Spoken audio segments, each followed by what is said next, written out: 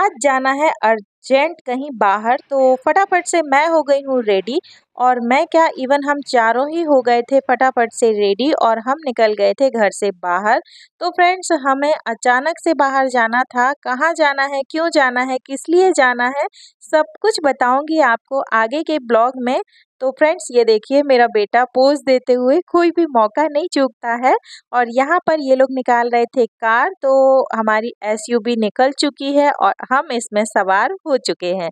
तो finally guys हम निकल गए हैं घर से बाहर। और आप देख सकते हैं जो मौसम है, शाम का समय हो चुका है, क्योंकि हमें ऑफिस स्कूल से ना शाम को ही टाइम मिल पाता है। और इसके बाद हमारे पास कोई ऐसा टाइम नहीं होता है कि हम शॉपिंग पे जा पाएँ। जाना आज ही ज़रूरी था, क्योंकि कल हमारे घर में एक प्रोग्राम है और जिसके लिए हमें गिफ्ट्स वगैरह परचेज़ करने थे। तो हम सीधे के सीधे निकल आए डीवी मॉल पे।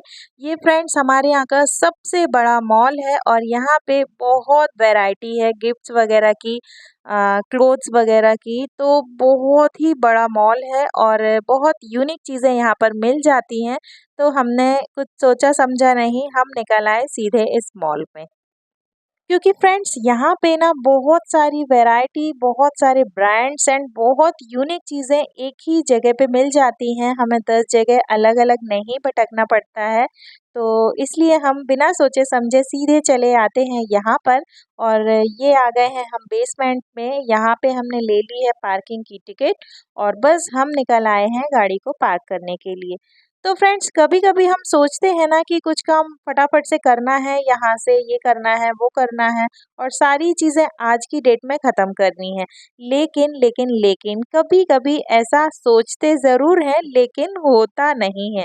क्यों? क्योंकि आप देख सकते हैं यहाँ पर इतना रश था, इतनी ज़्यादा पार्किंग फुल थी कि फ्रेंड्स हम 15 मिनट इसी तरह से कार में घूमते रहे और हमको यहाँ पर पार्किंग मिल ही नहीं रही थी।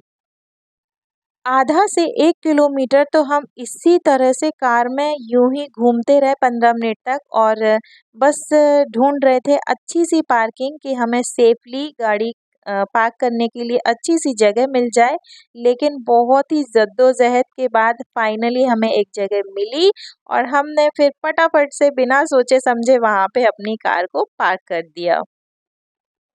तो फाइनली गाइस हम आ चुके थे मॉल में। और इतनी 15 मिनट की जद्दोजहद के बाद जब हम नीचे उतरे, तो ये देखो मेरे बेटे की मस्ती हर जगह चालू रहती है और यहाँ पर ये एंजॉय कर रहा था। लाइफ में एंजॉयमेंट होना भी चाहिए, बच्चे हैं तो। और यहाँ मेरे हस्बैंड कह रहे थे कि हम सीधे ऊपर चलेंगे, मेन मेन ब्रांड्स में ही अपन जल्दी से देख लेते हैं, बिकॉज़ हमारे पास टाइम की बहुत ही ज़्यादा शॉर्टेज थी।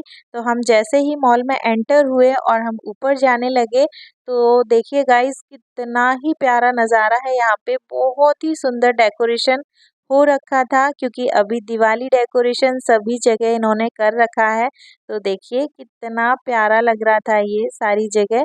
ऐसे ही नहीं, दिवाली को द फेस्टिवल ऑफ लाइट बोलते हैं। रियली ये लाइट का जो फेस्टिवल है ना, मुझे बहुत ही ज़्यादा पसंद आता है। तो ये देखिए कितना ज़्यादा सजा रखा है इन्होंने इस मॉल को, देख के दिल ही खुश हो गया। और बस यहाँ से हम सीधे निकल गए ड्रेसेस वगैरह देखने के लिए बच्चों की, क्योंकि मेरी ननद की बेटी का है फर्स्ट बर्थडे, जिसका हम ग्रैंड सेलिब्रेशन करने वाले हैं। तो यहाँ पे सबसे पहले मैंने उसके लिए ड्रेस वगैरह पसंद की। तो देख सकते हैं कितनी सुंदर सुंदर जो गर्ल्स की ड्रेसेस होती हैं ना, सच में बहुत ही ज़्यादा सुंदर सुंदर आती हैं।